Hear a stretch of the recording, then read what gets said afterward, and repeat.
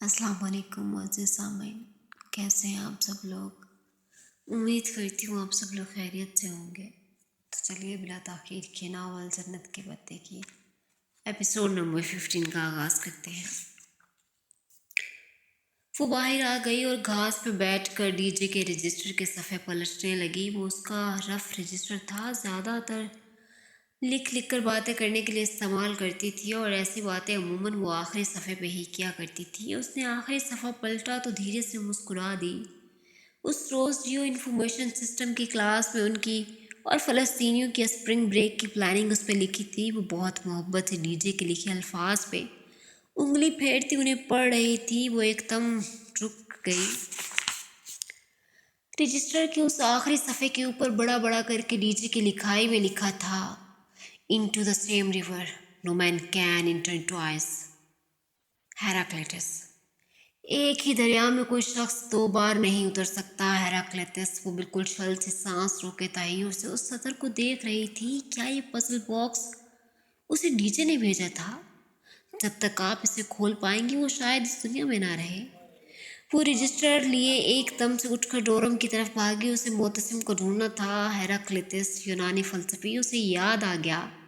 मोतसिम ने वो सतर पढ़ते हुए बेख्तियार माथे को छुआ। ये हेराक्लिटस का एक कॉल है, जैसे तुम उसके दूसरे कॉल सुने होंगे। मसलन वो याद करके बताने लगा, कुत्ते उसी पे भौंकते हैं जिसे वो नहीं जानते हों, या इंसान का किरदार उसकी तकदीर होता है। वो अंग्रेज़ी के चंद मशहूर अकवाल बता रहा था। हाँ बिल्कुल, हया ने इस बात में सर हिलाया। उसने उसमें से कोई भी कॉल सुन नहीं रखा था। तो साबित हुआ कि हम इस पजल के ठीक रास्ते पे निकले हैं, और रास्ते पे इस शख्स ने यकीनन ब्रेड क्रम्स गिराए होंगे। अब हमें एक एक करके हंसल और ग्रेटल की इन ब्रेड क्रम्स को चुनना है। दूर बैठी लाइब्रेरियन ने किताब से सर उठाकर ऐनक के पीछे से इनको नागवारी से टोका। वो दोनों उस वक्त लाइब्रेरी में आमने सामने बैठे थे। Sorry ma'am. हया ने गर्दन मोड़कर एक माजत खाना मुस्कुराहट उनकी तरफ उछाली और वापस पलटी। अच्छा, अब क्या करना है?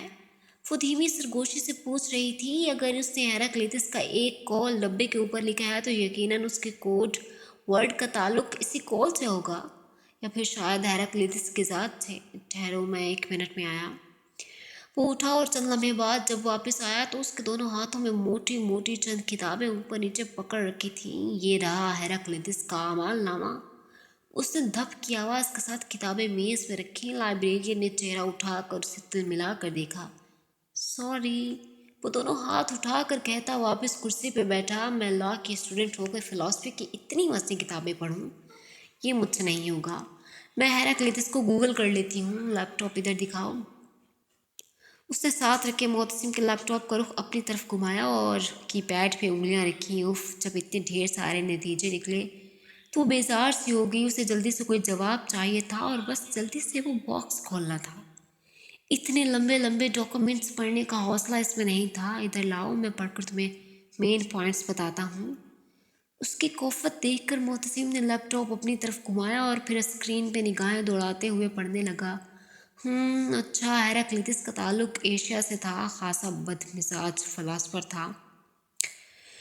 अपने इलाके में चीफ प्रिस्ट भी रहा है और बहुत ख़ानदानी भी था। बड़े बड़े फ़लसफ़ियों को ख़ासी हकारत से देखा करता था। उसके ख़्याल में होमर को भरे चौक में ले जाकर दरे मारने चाहिए, और हिसोइड इतना जाहिल है कि उसे दिन और रात में फ़र्क नहीं पता। हेराक्लिटस के मशहूर अक़वाल ये हैं, गधे सोने पे घास को तरजीह देते हैं और कुत्ते हर उस शख्स पे भौंकते हैं जिसे वो नहीं जानते। और बस कर दो मोतसिम, वरना मैं पागल हो जाऊंगी। उसने झुंझुला कर लैपटॉप की स्क्रीन से दबा कर फोल्ड किया।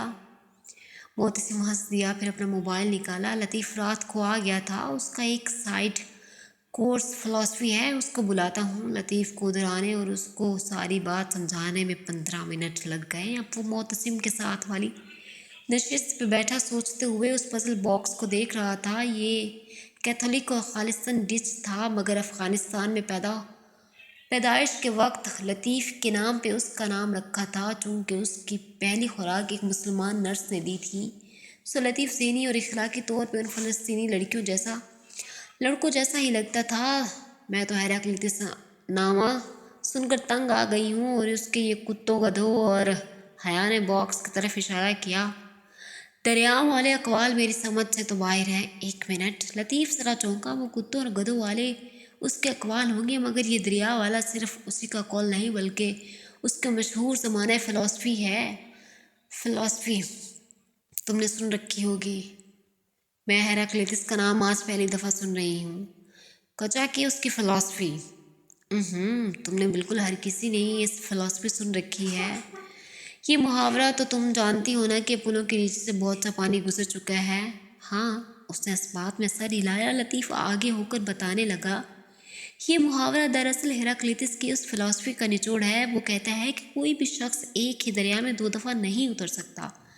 यानी कि जब इंसान एक दफ़ा पानी में कदम रखकर निकालता है तो वो पानी आगे बह जाता है। पानी और इंसान दोनों हर लम्हा तब्दील होते हैं।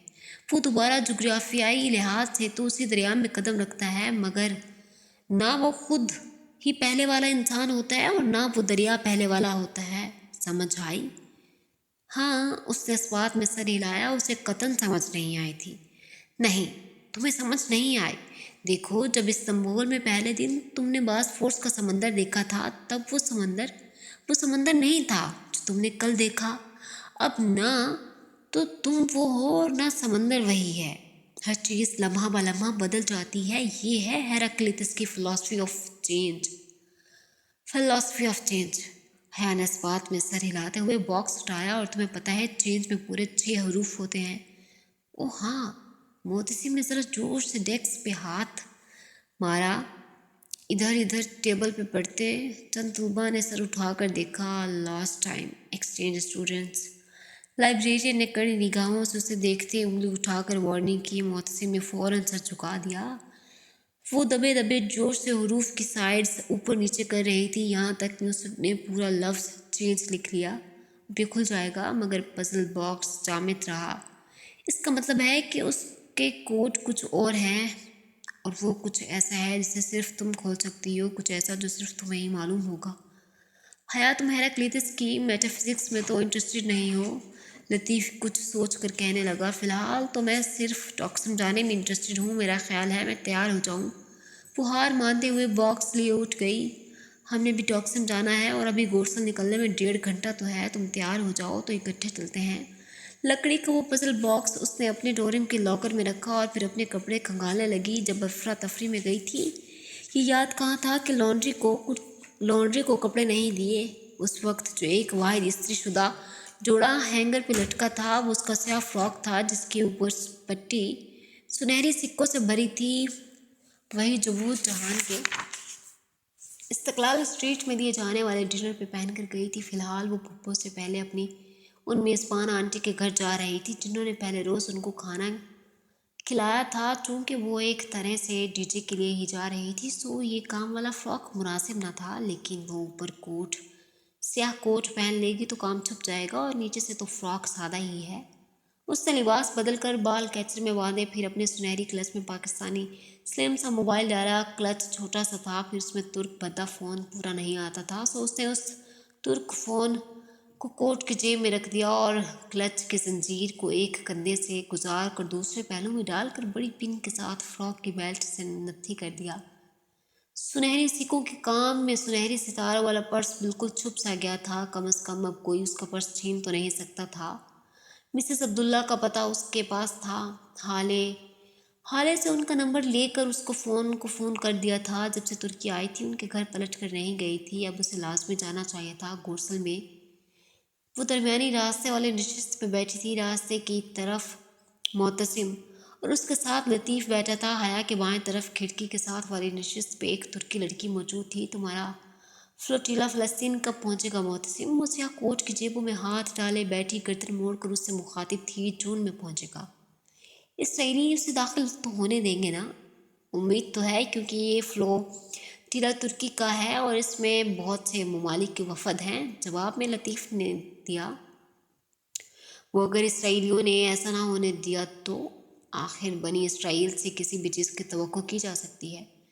तो फिर ये याद रखना कि जितने बनी इसराइल वो हैं, उतने हम भी हैं। वो सामने देखो, वो इसराइली एम्बेसी है। मोहतसिम के इशारे पे उन दोनों ने गर्दन ऊंची करके वीनस ट्वेन के पास देखा, जहाँ एक झंडे वाली इमारत दिखाई दे रही थी।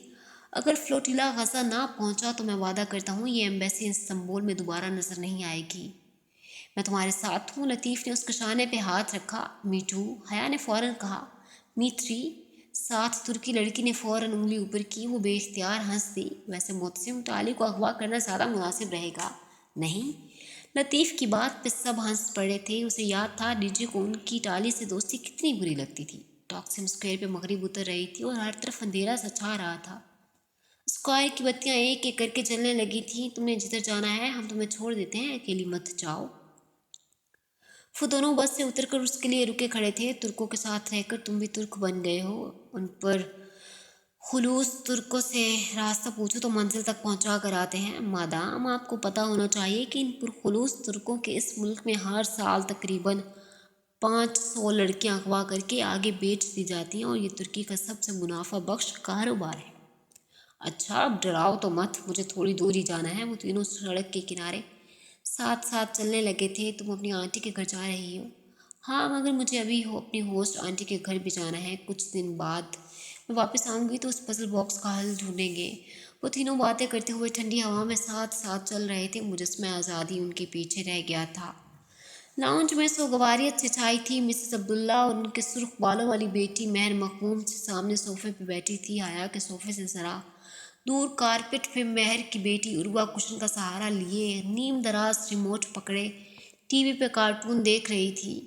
आपको पता है, हम दोनों हर हफ्ते आपकी तरफ चक्कर लगाने का प्लान बनाते थे, मगर हर दफ़ा कुछ न कुछ रोक लेता। और अब उसने ताज्जुब से सर झटका। तुम मुझे उस रोज़ बता देती तो कम अज़ कम मैं उसे देख ही लेती, फिर क्लियरेंस में तुम्हारी मदद करवा देती। तुम कितनी परेशान रही होगी। मुझे तो अपनी आंटी को बताने का भी होश नहीं था। ऐसा अचानक धचका लगा था कि उसने फिक्र अधूरा छोड़ा और सर झुकाकर उंगली की नोक से आंख का किनारा पहुंचा। महर ने बहुत फिक्रमंदी से उसे देखा। तुम बहुत कमज़ोर हो गई हो पहले से, आया, और तुम्हारी रिंग और तुम्हारा रंग भी कुमला गया है। बस बुखार हो गया था और फिर सफ़र की थकान। वो उदासी से मुस्कुराती हुई बोली, वो वाकई बहुत थकी थकी सी लग रही थी। मैं ज़रा खाने का कुछ कर लूँ? मिसेस अब्दुल्ला उठी तो वो बेख्तियार क्या उठी। खाना पप्पू की तरफ है, मैं बस चाय पीऊँगी, फिर मुझे सिर्फ 10 मिनट दो। वो उजलत से कहती किचन की जानिब बढ़ गई। महर में उसके पीछे जाने के लिए उठी, फिर उर्वा को देखा। उर्वा, तुम हया को कंपनी दो, फॉर गॉड सेक। उर्वा, जब कोई मेहमान आता है तो टीवी नहीं देखते। उसने जाते जाते खुफकी से बच्ची को घूरा। उर्वा गड़बड़ा कर सीधी हुई और मुड़कर हया को देखा, फिर सादगी से मुस्कुराई। सॉरी, कोई बात नहीं, तुम बेशक कार्टून देख लो, मैं बोर नहीं होंगी। वैसे कौन सा कार्टून है ये? उसे कार्टून जरा शनासा से लगे तो आंखें सुकेड़ कर स्क्रीन को देखने लगी। कैप्टन प्लैनेट, आपने देखे हैं कभी? उर्वा दबे दबे जोर से बताती सीधी होकर बैठ गई। अरे ये मेरे फेवरेट हैं, वो एकदम खुशी से कहती सोफे की नशिस्त पे आगे हो गई। मुझे भी ये बहुत पसंद है और लड़ना तो बहुत ही ज़्यादा। उर्वा, मेरी तो जान थी कैप्टन प्लैनेट में। मैं बचपन ही से इनके बहुत जुनूनी फ़ैन रही हूँ। जब ये सारे प्लैनेटर्स अपनी अपनी अंगूठियाँ फिजा में बुलंद करके फायर, अर्थ, विंड, वाटर चलाते तो मेरी अंदर इतनी एनर्जी भर जाती कि मुझे लगता मैं अभी हवा में उड़ने लगूंगी। वो छोटे बच्चों से कभी भी इतनी बेतकल्लुफ़ नहीं हो पाती थी, मगर यहाँ मामला कैप्टन प्लैनेट का था। फिर मेरे अब्बा ने मुझे समझाया कि आग, मट्टी, हवा और पानी हमारे इस सियारे को बनाने वाले 4 प्लैनेट्स हैं, 4 एलिमेंट्स हैं। तब पहली दफ़ा मुझे इन 4 यूनानी अनासिर का पता चला था। हाँ, मुझे पता है, मामा ने मुझे बताया था कि ये यूनानी अनासिर हैं। मुझे भी तब भी अब्बा ने बताया था कि किस तरह यूनानी फ़लसफ़ियों ने ये 4 अनासिर बारी बारी पेश किए। वो कहते कहते एकदम रुकी। लम्हे भर को उसके अंदर बिल्कुल सन्नाटा छा गया। यूनानी अनासिर, उसने भी यकीनी से ज़ेरे लब दोहराया। उसे याद था ये अनासिर यूनानी फ़लसफ़ियों ने पेश किए थे। किसी ने कहा दुनिया पानी से बनी है, किसी ने कहा हवा से, और वो आंसर उस फ़लसफ़े की पहचान बन गया। हेराक्लिtus का आंसर कौन सा था? वो खुद से पूछती जैसे चौंक उठी। उर्वा मुंतज़िर निगाहों से उसे देख रही थी। उर्वा, मुझे नेट चाहिए अभी इसी वक्त, वो बेचैनी से बोली। तो उर्वा सर हिलाकर उठी और सोफे पर से एक आईपैड उठाकर उसे दिया कि मम्मी का आईपैड है, ले लें। थैंक्स।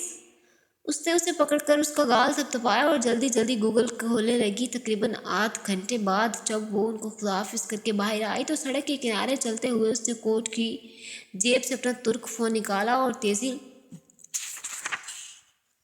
से मोहतसिम का नंबर डायल करने लगी। हया, खैरियत? वो फ़ोन उठाते हुए ज़रा फिक्रमंदी से बोला। मोहतसिम, तुम्हें पता है यूनानी फ़लसफ़ियों ने ज़मीन की तख्लीक की वजाहत करते हुए कुछ अनासिर पेश किए थे।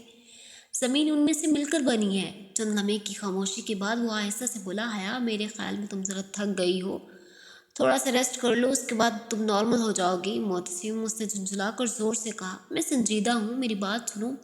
हम ख्वाह उस नीम पागल आदमी की सुहानी उम्र पढ़ रहे थे, हमें उसकी फ़िलासफ़ी चाहिए थी। उस दौर के हर फ़लसफ़ी ने अपना एक अंसर पेश किया था और उस ख़याल में ज़मीन की हर चीज़ उस अंसर से बनी थी। किसी ने कहा वो पानी है तो किसी ने हवा, और यूं चारों बल्कि पांचों अनासर की फहरिस्त मरतब हुई थी। हेराक्लितस का अंसर आग था और यही उसकी पहचान, फायर। हाँ, फायर, हेराक्लितस की दायमी आग। उसने आग की बुनियाद पे अपनी फ़िलासफ़ी ऑफ चेंज पेश की थी। मोहतसिम, इंसान एक दरिया में 2 दफ़ा क्यों नहीं उतर सकता? क्योंकि इंसान और दरिया दोनों हेराक्लितस के ख्याल में आग से बने हैं, और दुनिया में सबसे ज़्यादा तब्दील होने वाली चीज़ आग है, जो लम्हा बदलती है और जो हर चीज़ को बदल देती है। उस पजल बॉक्स पर लिखी बात एक ही लफ्ज़ की तरफ इशारा कर रही है, जो है फायर। वो कॉलोनी के सिरे पे खड़ी होकर फ़ोन पे कह रही थी। रात गहरी हो रही थी और स्ट्रीट पोल्स जल उठे थे। मगर हया, फायर में तो 4 हरूफ हैं, ये कोड कैसे हो सकता है? ये कोड है भी नहीं। इसका मतलब है आग, असली वाली आग, टाली का लाइटर, इसराइली आग। याद है तुम्हें? ओ माय, उसे एक लम्हा लगा था समझने में। तुम्हारा मतलब है कि उसने आग की तरफ इशारा क्यों किया है?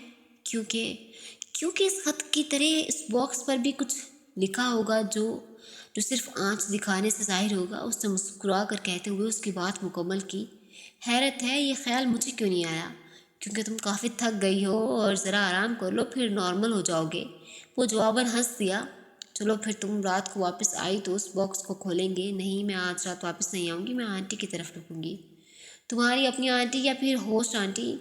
मैं फिक्रा उसके लबों में रह गया। उसने उसके कान पे लगा फ़ोन ज़ोर से खींचा था। उसे मुड़ने या चीखने का मौका भी नहीं मिल सका था। किसी ने उसके मुंह पे हाथ रखा और कोई सुई की नोक थी जो उसके गर्दन के आसपास कहीं खुबी थी। लम्हे भर का अमल था। उसकी आंखों के आगे अंधेरे बादल छाने लगे। वो चीखना चाहती थी। दिलो दिमाग के सुन होने से कबल जो आखिरी बात सोची थी वो ये थी कि कोई उसे पीछे की तरफ घसीट रहा था और फिर हर तरफ अंधेरा था। उसने धीरे से आंखें खोली, बदिक्कत पलकें ऊपर को उठी। उन पे जैसे बहुत सा बोझ था। सो हर तरफ अंधेरा था, घुप अंधेरा। वो ऐसे पड़ी थी कि कमर दीवार से लगी थी और घुटने सीने से। वो जैसे एक बहुत तंगो तारीख जगह पर बहुत से सामान के अंदर कहीं फंसी बैठी थी। उसने आंखें चंद एक बार झपकाई। मंजर वैसा ही रहा, अंधेरा, तारीकी। बस इतना एहसास हुआ कि वो किसी तंग से कमरे में है जहाँ उसके दोनों अतराफ वस्ती चीज़ें रखी हैं। उसने कोहनियों के बल जरा सा उठना चाहा तो दाएं हाथ में खिंचाव था। उसने हाथ खींचा, जरा सा लोहा खनका। उसकी दाईं कलाई में हथकड़ी डली थी और वो दीवार से बंधी थी। उसने जोर से कलाई को झटका, मगर बेसूद। उसके सर और कमर में बेतहाशा दर्द हो रहा था, जैसे कोई चोट लगी हो। वो मुश्किल वो अपने आप पर काबू पाते हुए दूसरे हाथ के सहारे जरा सी सीधी होकर बैठी। बाएं जानिब कोई बोझ था उसके ऊपर गिरने लगा। उसने आज़ाद हाथ से उसे परे धकेला तो वो नरम सा बोझ दूसरी जानिब जरा सा लड़क गया। हया ने गर्दन मोड़ी। दर्द की एक टीस बेख्तियार उठी। उसके लबों से कराह निकली। पीछे दीवार लकड़ी के फटों से बनी थी। वो फटों में बारीक सी दरारें थीं। अब जरा आंखें अंधेरे की आदी हुई तो उसे नजर आया, इन दर्जों से रात की तारीकी में जर्द सी रोशनी झांक रही थी। वो बदिक्कत चेहरा दर्ज के करीब लाई और आंखें सुकेड़ कर झांका। बाहर हरसों समंदर था, स्याह पानी जो रात के उस पैर जर्द रोशनियों में चमक रहा था। पुल की रोशनियां, हाँ वो पुल ही था। वो बासफोर्स के समंदर में बने उस पुल के आस पास ही कहीं थी, मगर वो बासफोर्स ब्रिज नहीं था। वो ज़रा मुख्तलिफ लग रहा था, या शायद वो ठीक से देख नहीं पा रही थी। बाएं तरफ मौजूद बोझ से फिर से लड़कने लगा। उसने कोफत से उसे परे धकेला तो उसका हाथ नम हो गया। वो नम हाथ चेहरे के करीब लाई और दूर से आती रोशनी में देखना चाहा। वो नमी का रंग तो नजर नहीं आया, मगर वो खून था। وہ متحوش سی ہو کر ہاتھ اپنے کپڑوں سے رگڑنے لگی. اس کا کوٹ اس کے جسم پہ نہیں تھا. وہ واحد خیال اسے اس وقت آیا تھا وہ بہت تکلیف دہ تھا. عبدالرحمن پاشا نے اغوا کروا لیا تھا. زور زور سے وہ اپنا ہاتھ سنہری سکوں سے رگڑ رہی تھی. جب اس کی انگلیاں ذرا بھاری سی چیز سے ٹکرائیں تو وہ ٹھہر گئی اور اسے ٹٹولا. اس کا چھوٹا سنہری کلچ جو فراک کی بیلٹ کے ساتھ نتی تھا. اس کے سر میں درد سی ٹیس اٹھ رہی تھی. ذہن میں اپنی پھپھو کی آخری گفتگو گونج رہی تھی. اس نے شام میں انہیں یقین دلایا تھا کہ رات کھانے پر وہ ان کے ساتھ ہوں گی. اب نہ جانے کون سا وقت تھا. پھپھو نے اس کا انتظار کیا ہوگا اور اسے نہ پا کر کیا ان کے ذہن میں آیا ہوگا کہ وہ اغوا ہو گئی ہے. اس نے اپنے آزاد ہاتھ میں کلچ کھولا. اندر اس کا پتلا سا پاکستانی موبائل رکھا تھا. انہوں نے اس کا فون کیوں نہیں لیا وہ سمجھ گئی تھی. اس کا ترک فون کھینچ کر انہوں نے سمجھا ہوگا کہ وہ اسے رابطے کے ہر ذریعے سے محروم کر چکے ہیں. اور فراک کے ساتھ نتھی کلچ پہ ہم رنگ ہونے کے باعث کس نے غور نہیں کیا ہوگا. انہیں معلوم نہیں تھا کہ اس کے پاس 2 فون تھے مگر عبدالرحمن پاشا کو تو معلوم تھا. لیکن اس نے اسکرین کو چھوا تو وہ روشن ہوگی. بند کمرے میں مدھم سی سفید روشنی جل اٹھی. اس موبائل میں مہوش کی مہندی کے روز ہی اس نے بیلنس ڈلوایا تھا اور یہ پاکستانی نمبر تھا جس کی رومنگ آن تھی. معلوم نہیں کتنے پیسے بچے تھے. 1 کال کے تو ہوں گے. اس نے دھڑکتے دل کے ساتھ بیلنس چیک کیا اور اس میں اتنے ہی روپے تھے کہ وہ ترکی کے کسی نمبر پہ صرف 30 سیکنڈ کی کال کر سکتی تھی. اتنی سی دیر میں بھی وہ جہان کو اپنی صورتحال سمجھا سکتی تھی. وہ جلدی جلدی فون بک نیچے کرنے لگی. میں جہان کا نمبر نہیں تھا. اس نے سکرین میں دیکھا وہاں بھی نہیں تھا. وہ ذرا حیرت سے سبین پھپھو کا نام تلاشنے لگی. اس کا نمبر بھی غائب تھا. بس پاکستانی نمبر تھے. کیوں؟ اس نے دکھتے سر کے ساتھ سوچنا چاہا اور تب ایک دھماکے سے اسے یاد آ گیا.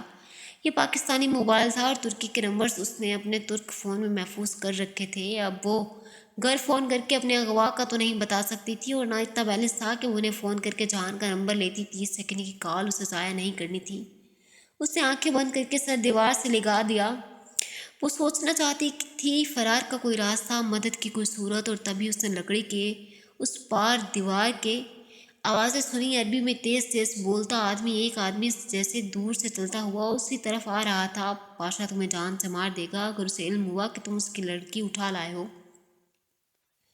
یہ بحری جہاز روانہ ہو جائے پھر میں یہاں سے بہت دور چلا جاؤں گا جہاں پاشا کے فرشتے بھی نہیں پہنچ سکتے. دوسری آواز ذرا جھنجھلائی ہوئی تھی.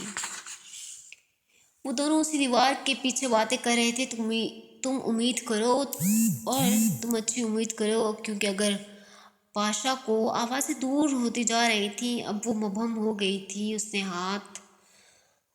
نے ان کی باتوں پہ غور کرنا چاہا. وہ پاشا کا ذکر کر رہے تھے کچھ ایسا جو اس کے علم میں نہیں تھا. بحری جہاز کی روانگی اور پاشا کی لا علمی. تو کیا پاشا کے کہنے پہ اغوا نہیں کی گئی تھی؟ وہ کتنی ہی دیر اپنے درد کرتے سر کے ساتھ سوچنے کی کوشش کرتی رہی مگر کچھ سمجھ نہیں آ رہا تھا. اس نے ہاتھ میں پکڑے فون کو دیکھا. اس فون میں ترکی کا ایک ہی نمبر تھا. جب وہ ریسٹورنٹ میں اپنا ترک موبائل چھوڑ کر گئی تھی تو اسے پاکستانی فون پہ پاشا نے کال کیا تھا. اس نے وہ نمبر محفوظ نہیں کیا تھا مگر وہ کال لاک میں پڑا تھا. اس نے کپکپاتی انگلیوں سے لاک کھولا. وہ خالی تھا. صرف ایک کال تھی جو ترکی آتے ہی ابا نے اس نمبر پہ کی تھی. باقی لاک ارم نے مٹا دیا تھا. اس کا سر گھومنے لگا. ہر طرف اندھیرا تھا. ہر راستہ بند, ہر دروازہ بند. وہ 30 سیکنڈ کی کال کس کو کرے؟ سارے ایمرجنسی نمبرز ترک فون میں تھے اور ترکی کے دوسرے نمبر اسے زبانی یاد نہیں تھے. فون نمبر حیا سلمان کو کبھی زبانی یاد نہیں رہتے تھے. بوجھ پھر سے اس پہ لڑکنے لگا. اس نے موبائل کی روشنی اس پہ ڈالی تو ایک دم بالکل شل رہ گئی. وہ لمبے سنہری بالوں والی ایک لڑکی تھی جو اس پہ گری تھی. اس کے منہ اور کندھے سے خون نکل رہا تھا. بغیر آستین کے قمیض سے جھلکتے اس کے سنہری بازو پہ کچھ لکھا تھا. اس نے پھٹی پھٹی آنکھوں سے اسے دیکھتے ہوئے اس کے بازو پہ موبائل کی روشنی کی. وہاں سیاہ رنگ سے انگریزی میں لکھا تھا نتاشا. شاید اس کا نام تھا اور وہ اس کے نام کی ایک بدصورت سا ٹیٹو تھا یا جلا ہوا کوئی داغ. اس نے موبائل کی روشنی ادھر ادھر دوڑائی. اس چھوٹے سے ڈربے میں ہر طرف لڑکیاں تھیں اور ایک دوسرے کے اوپر گری ہوئی بے ہوش بے سدھ پڑی. کسی کے چہرے پہ نیل تھا تو کسی کے بازوؤں پہ خراشیں یا جمع ہوا خون تھا. خون کی بو اور سر میں اٹھتا شدید درد. اس کا جی ایک دم متلانے لگا. اسے محسوس ہوا اور پھر سے ہوش کھو دے گی. اسے ناکارہ فون کے کھلے کلچ میں ڈالتے ہوئے اس کی نگاہ اندر پڑے کارڈ پہ پڑی. اس نے جلدی سے وہ کارڈ نکالا. اس کا کالنگ کارڈ جو انہوں نے ابو ظہبی میں خریدا تھا مگر اب وہ بیکار تھا. اس نے اندر انگلیاں ڈال کر ٹٹولا اور پھر یہ طے شدہ کارڈ نکالا. کارڈ کو سیدھا کر کے اس نے گھٹنے پہ رکھا اور موبائل کی روشنی اس پہ ڈالی۔ آف وائٹ کارڈ پہ لکھے سیاہ الفاظ روشن تھے، شیخ عثمان شبیر۔ نیچے ترکی کے 3 نمبرز لکھے تھے، آفس، گھر اور موبائل۔ اس کا دل نئی امید سے دھڑکنے لگا۔ اسے ایکسٹینشن یاد نہیں آ رہی تھی، کوئی تاریخ تھی، کوئی نشان، کوئی مشہور واقعہ۔ اس نے آنکھیں بند کر کے یاد کرنے کی کوشش کی۔ اسے یہ 30 سیکنڈ کی کال ضائع نہیں کرنی تھی، مگر اسے یاد نہیں آ رہا تھا۔ سر میں اٹھتا درد اب ناقابل برداشت ہوتا جا رہا تھا۔ اس نے آنکھیں کھول کر دوبارہ کارڈ کو دیکھا اور کچھ سوچ کر موبائل نمبر ملایا۔ فون کان سے لگایا، ترک میں ریکارڈنگ چلنے لگی، جس کا مطلب یہ تھا کہ فون بند ہے۔ اس نے ڈوبتے دل کے ساتھ گھر کا نمبر ملایا۔ گھنٹی جا رہی تھی، وہ بے چینی سے لب کاٹتی سنے گئی۔ اس کی امیدوں کا دیا بار بار جلتا بجھتا جا رہا تھا۔ بند کمرے میں خون کی عجیب سی بو پھیلی تھی۔ اس نے سانس لینا دشوار ہو رہا تھا۔ دوسری جانب گھنٹی ابھی تک جا رہی تھی۔ پلیز اللہ تعالیٰ پلیز۔ اس کی آنکھوں سے آنسو گرنے لگے۔ السلام علیکم۔ اسی لمحے فون اٹھا لیا گیا۔ کون؟ عثمان انکل، وہ تیزی سے بولی۔ نہیں، میں ان کا بیٹا سفیر۔ وہ جو بھی تھا ذرا چونکا۔ میں حیا بول رہی ہوں، حیا سلیمان۔ میں عثمان انکل کے ساتھ آئی، اتحاد ایئر لائنز سے پہنچی یونیورسٹی ایکسچینج اسٹوڈنٹ۔ وقت کم تھا، وہ اسے تعارف میں ضائع نہیں کر سکتی تھی۔ کیا ہوا؟ آپ ٹھیک تو ہیں؟ نہیں، مجھے ان لوگوں نے اغوا کر لیا ہے۔ یہاں پر کوئی کمرہ ہے، اس میں بند ہوں۔ یہاں 6-7 اور بھی لڑکیاں ہیں۔ پلیز کسی سے کہیں میری مدد کریں۔ وہ تیز تیز بولتی گئی۔ 1 منٹ، مجھے بتائیں آپ کس جگہ پہ ہیں؟ کوئی آئیڈیا ہے آپ کو؟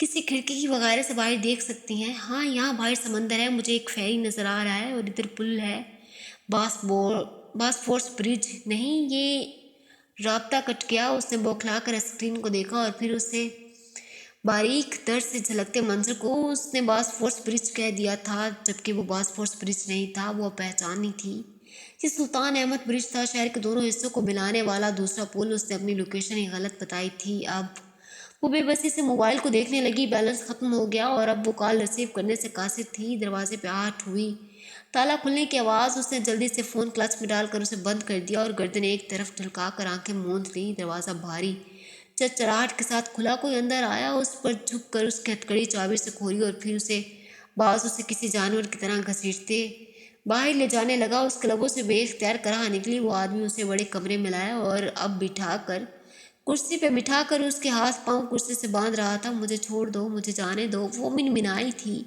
اس نے جواباً ٹیپ کا ایک ٹکڑا دانت سے کاٹ کر اس کے لبوں پہ کس کے چپکا دیا۔ وہ گردن دائیں سے بائیں مارنے لگی۔ ٹیپ سے اس کی آواز گھٹ کر رہ گئی۔ وہ توجہ دیے بنا لمبے لمبے ڈگ بھرتا باہر چلا گیا۔ اس نے نگاہیں پورے کمرے پہ دوڑائی۔ وہ بڑا سا کمرہ تھا۔ ایک طرف بڑا صوفہ رکھا تھا اور دوسری طرف آتش دان، جس کے پاس وہ کرسی سے جکڑی تھی۔ آتش دان میں آگ بھڑک رہی تھی، ہیراکلیٹس کی دائمی آگ۔ ساتھ ہی لوہے کی چند سلاخیں پڑی الاؤ میں دہک رہی تھیں۔ ان کے سر پہ انگریزی کے مختلف حروف لکھے تھے۔ وہ حروف دہک دہک کر سرخ انگارے بن چکے تھے۔ آتش دان کے ایک طرف ایک چھوٹی انگیٹھی رکھی تھی، اس میں جلتے انگاروں پہ ایک برتن میں شہد کی طرح کا گاڑھا مایا ابل رہا تھا۔ اس کی بو سارے کمرے میں پھیل رہی تھی، شاید شہد سے زیادہ برا مایا، وہ شاید ویکس تھی۔ اس نے گردن گرا دی۔ اس کی ہمت ختم ہوتی جا رہی تھی۔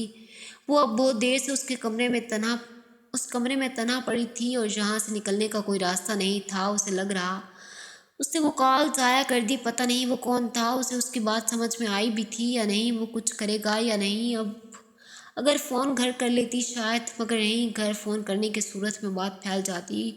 اس سے تو بہتر تھا کہ وہ یہیں پڑی رہتی، لیکن بات تو اب بھی پھیل جائے گی۔ جو ذلت، جو بدنامی اس کا انتظار کر رہی تھی، اس کے سامنے وہ بھولی بصری سی ویڈیو آ گئی۔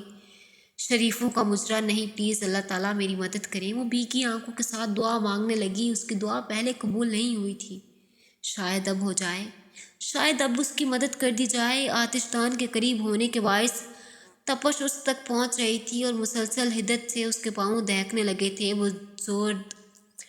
وہ زرد الاؤ کو دیکھ رہی تھی، جس کے سرخ لپیٹیں اٹھ اٹھ کر ہوا میں گم ہو رہی تھی۔ گرمی بڑھتی جا رہی تھی، اس کا سارا وجود گویا آگ میں دہک رہا تھا۔ لمبے بال کمر پر، کندھوں پہ بکھرے تھے،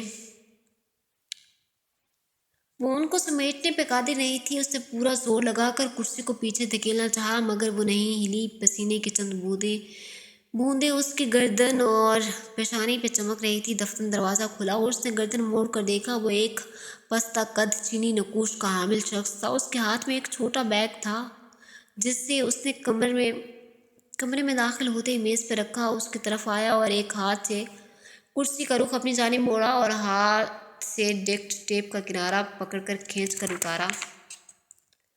آہا نتاشا، وہ قریب سے دیکھنے پہ کوئی روسی لگتا تھا۔